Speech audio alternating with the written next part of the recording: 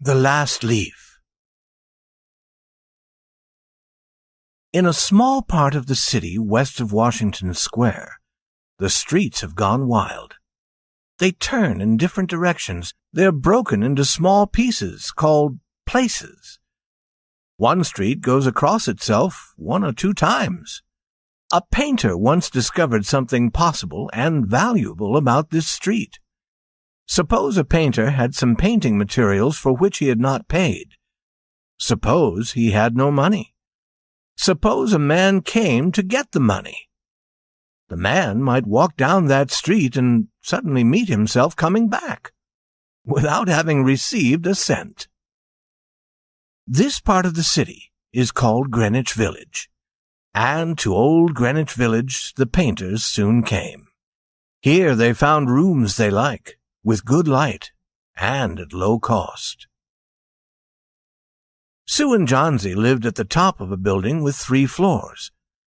One of these young women came from Maine, the other from California. They had met at a restaurant on 8th Street. There they discovered that they liked the same kind of art, the same kind of food, and the same kind of clothes. So they decided to live and work together. That was in the spring. Toward winter, a cold stranger entered Greenwich Village. No one could see him. He walked around touching one person here and another there with his icy fingers.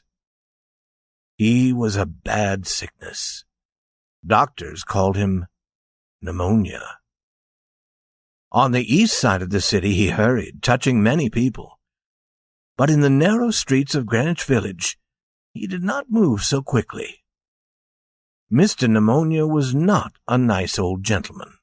A nice old gentleman would not hurt a weak little woman from California. But Mr. Pneumonia touched Johnsy with his cold fingers. She lay on her bed almost without moving, and she looked through the window at the wall of the house next to hers. One morning the busy doctor spoke to Sue alone in the hall where Johnsy could not hear. "She has a very small chance," he said. "She has a chance if she wants to live. If people don't want to live, I can't do much for them. Your little lady has decided that she is not going to get well. Is there something that is troubling her?" "She always wanted to go to Italy and paint a picture of the Bay of Naples," said Sue. "Paint? Not paint. Is there anything worth being troubled about? A man." "A man?" said Sue. "Is a man worth—" "No, doctor, there is not a man." "It is weakness," said the doctor. "I will do all I know how to do. But when a sick person begins to feel that he's going to die, half my work is useless. Talk to her about new winter clothes. If she were interested in the future, her chances would be better." After the doctor had gone, Sue went into the workroom to cry. Then she walked into Johnsy's room. She carried some of her painting materials, and she was singing. Johnsy lay there very thin and very quiet. Her face was turned toward the window. Sue stopped singing, thinking that Johnsy was asleep. Sue began to work. As she worked, she heard a low sound again and again. She went quickly to the bedside. Johnsy's eyes were open wide. She was looking out the window and counting back.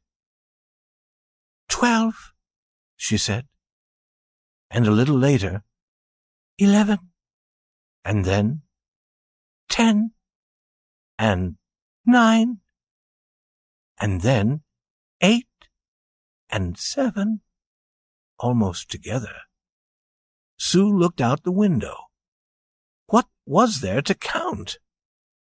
There was only the side wall of the next house, a short distance away.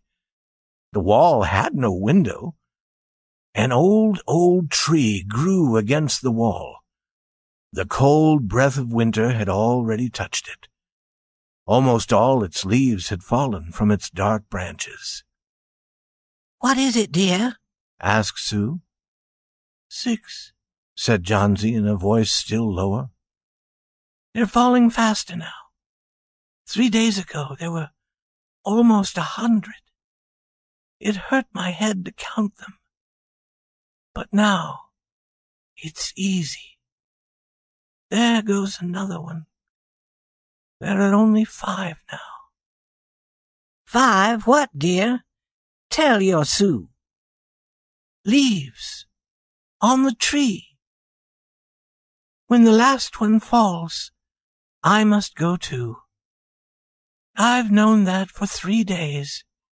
Didn't the doctor tell you?" "Oh, I never heard of such a thing," said Sue. "It doesn't have any sense in it. What does an old tree have to do with you? Or with your getting well? And you used to love that tree so much. Don't be a little fool. The doctor told me your chances for getting well. He told me this morning. He said you had very good chances. Try to eat a little now, and then I'll go back to work. And then I can sell my picture. And then I can buy something more for you to eat to make you strong." "You don't have to buy anything for me," said Johnsy. She still looked out the window. "There goes another. No, I don't want anything to eat. Now there are 4. I want to see the last one fall before night. Then I'll go too." "Johnsy, dear," said Sue, "will you promise me to close your eyes and keep them closed? Will you promise not to look out the window until I finish working? I must have this picture ready tomorrow. I need the light. I can't cover the window." "Couldn't you work in the other room?" asked Johnsy coldly. "I'd rather be here by you," said Sue. "And I don't want you to look at those leaves." "Tell me as soon as you have finished," said Johnsy. She closed her eyes and lay white and still. "Because I want to see the last leaf fall. I have done enough waiting. I've done enough thinking. I want to go sailing down, down, like one of those leaves." "Try to sleep," said Sue.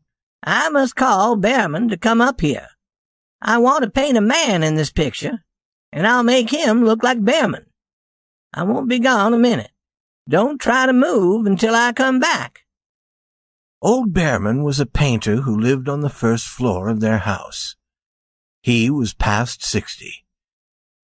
He had had no success as a painter. For 40 years he had painted without ever painting a good picture. He had always talked of painting a great picture, a masterpiece, but he had never yet started it. He got a little money by letting others paint pictures of him. He drank too much. He still talked of his great masterpiece, and he believed that it was his special duty to do everything possible to help Sue and Johnsy. Sue found him in his dark room, and she knew that he had been drinking. She could smell it. She told him about Johnsy and the leaves on the vine. She said that she was afraid that Johnsy would indeed sail down, down like the leaf. Her hold on the world was growing weaker.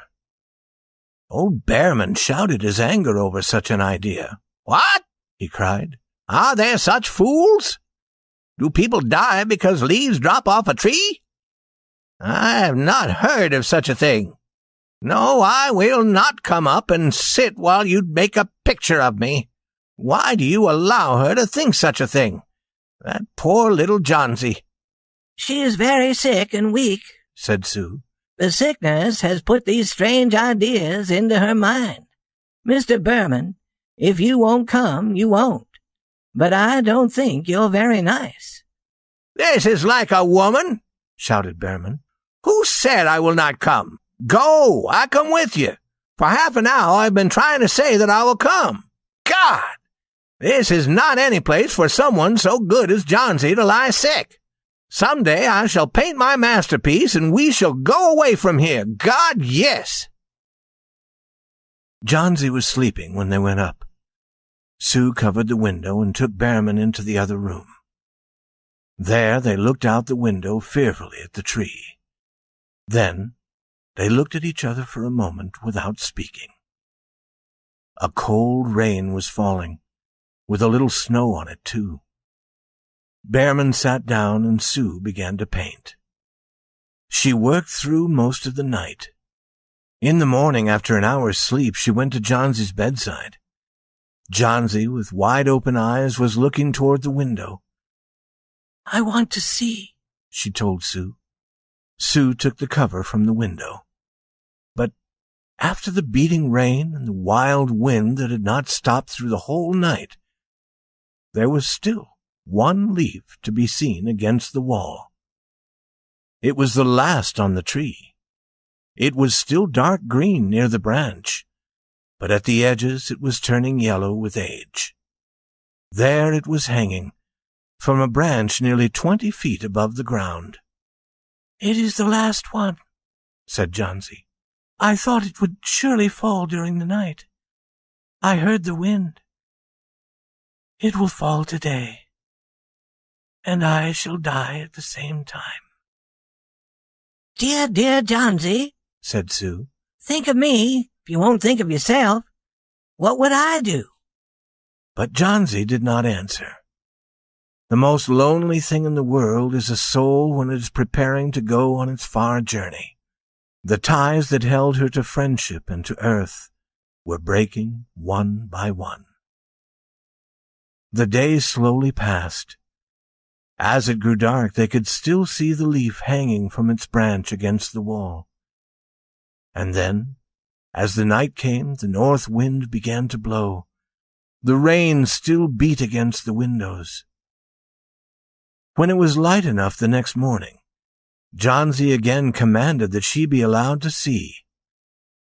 The leaf was still there. Johnsy lay for a long time looking at it. And then she called to Sue, who was cooking something for her to eat. "I have been a bad girl, Sue," said Johnsy. "Something has made that last leaf stay there to show me how bad I was. It is wrong to want to die. I'll try to eat now. But first, bring me a looking-glass so I can see myself. And then I'll sit up and watch you cook."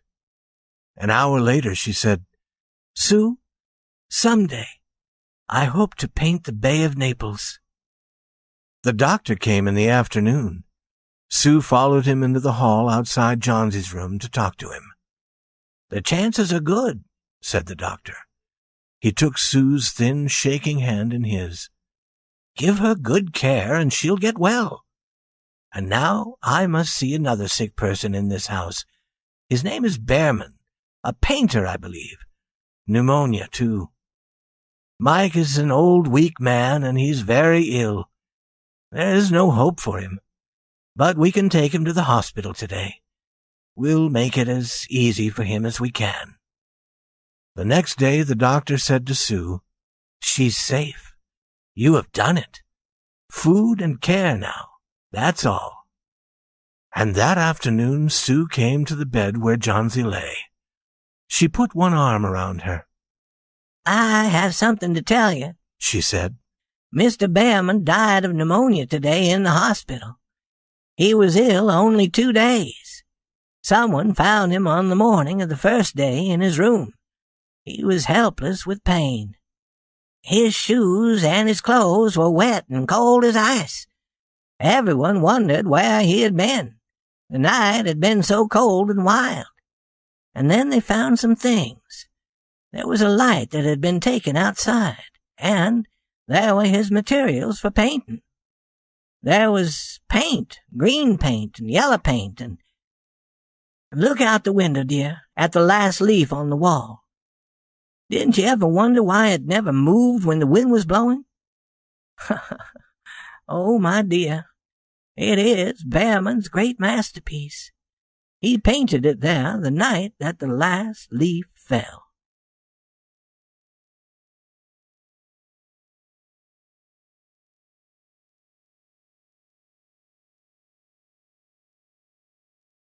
They had met at a restaurant on 8th Street. There they discovered that they liked the same kind of art, the same kind of food, and the same kind of clothes. So they decided to live and work together. That was in the spring. Toward winter, a cold stranger entered Greenwich Village.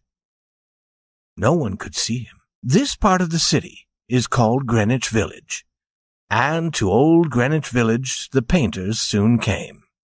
Here they found rooms they like, with good light, and at low cost. Sue and Johnsy lived at the top of a building with 3 floors. One of these young women came from Maine, the other from California. Discovered something possible and valuable about this street.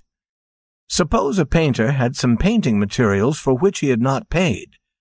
Suppose he had no money. Suppose a man came to get the money. The man might walk down that street and suddenly meet himself coming back, without having received a cent.